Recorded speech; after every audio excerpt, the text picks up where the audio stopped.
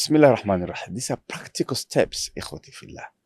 How can we overcome repeated failures? Number one, trust in Allah subhanahu wa ta'ala. Everything happens for a reason.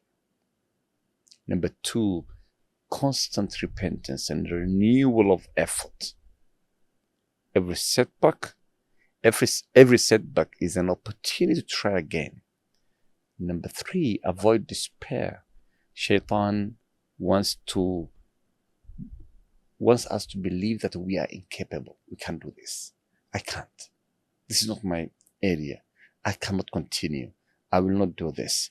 It will, all that, those are excuses. So how can we build our mental resilience? Number one is to focus, to ask Allah subhanahu wa ta'ala. And this, to accept setback, acceptance of setbacks, acknowledging failure as part of the learning process. I accept that this was a setback. And I focus on what I can control. And I let go what is beyond my power. I only focus on what I control, and focus on what you can control. Let what is beyond your power.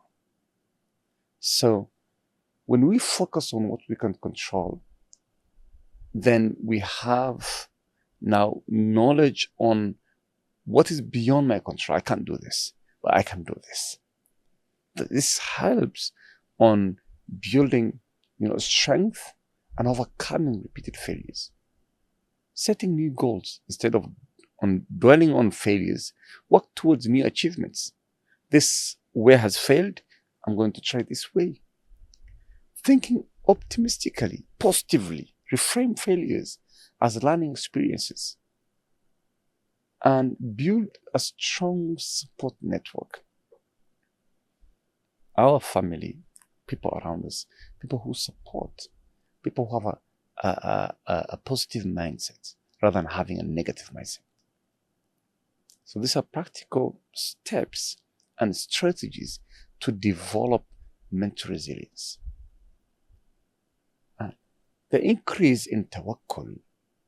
We all say we are tawakkuling Allah. Like Allah subhanahu wa ta'ala, tawakkul is that you rely wholeheartedly to Allah subhanahu wa ta'ala. This does not mean that I'm not going to try hard, but this means I'm going to make constantly dua, to constantly make dua, to trust Allah's plan. You may fail for 5 years, 3 years, 4 years, and وَالْعَاقِبَةُ لِلْمُتَّقِينَ.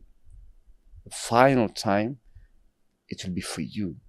Those who are patient, those who have sabr, those who do tawakkul, those who rely on Allah subhanahu wa ta'ala. Difficulties are always temporary. But sabr will get us good rewards. We stay committed to good habits. The most beloved deeds to Allah subhanahu wa ta'ala are those that are consistent, even if it's small. Learn from the prophets.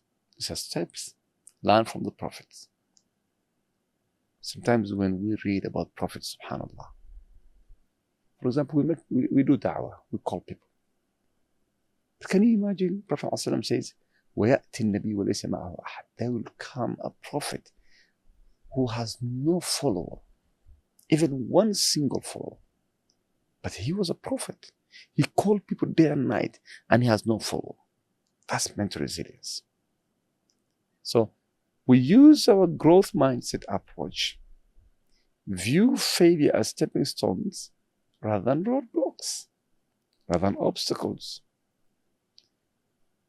And also we break large goals into small steps to focus on progress, not perfection. And also we should spend some time alone, solitude, reflecting. What did I learn? Why this? Why, instead of saying, why did I fail? We say, what did I learn? And also, we should develop ikhwati fillah, stress management techniques, mindfulness, gratitude, taking walks. Prophet Muhammad sallallahu alaihi wasallam used to go to Ghar Hira before the revelation. And some of us who went to Ghar Hira, it's climbing, it's 1 hour of climbing, 1 hour and a half of climbing that mountain. But he would go there and spend nights and days in solitude, thinking. Spending some time alone without gadgets, spending some time alone without anyone around you, going out of your routine, somewhere very far, enjoying the views of the creations of Allah subhanahu wa ta'ala, and thinking, taking deep breaths to think, to reflect, to ponder on your life. Instead of focusing on failures, we have other fields where we progress. Family, connections, communication, a lot of things. So we should not only focus on what we failed in, but let's focus on our progress in other places while working on our failures. So all these steps, ikhwati fillah, they will help us overcome repeated failures. And lastly, ashura. Shura is always asking for guidance and also for help from your brothers and sisters and the experts. وَأَمْرُهُمْ شُورَى بَيْنَهُمْ. Always, having that gathering, that one-on-one, to seek guidance and help, to relate, to talk about the problems you're facing with the trusted people. Don't trust everyone, but the trusted, positive people that will lead you and will mentor you to the best of your life. The world is only 2 days. The world is only 2 days. One day you're happy, one day you're sad. One day you're grateful, one day you have hardships.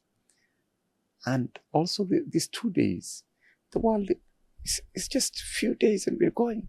We're all travelers. So don't stress about a lot. If success was how you live here, then Ayub wasn't successful. Because he had everything and everything crumbled and he got sick. Until some of the Mufassirun say he got sick for 18 years. For 18 years. And after that, Allah subhanahu wa ta'ala granted him what he had before. Subhanallah. That is the mindset of mental resilience. May Allah guide us all. Barakallahu feek. Wa jazakallah khair. Assalamu alaikum wa rahmatullahi wa barakatuh.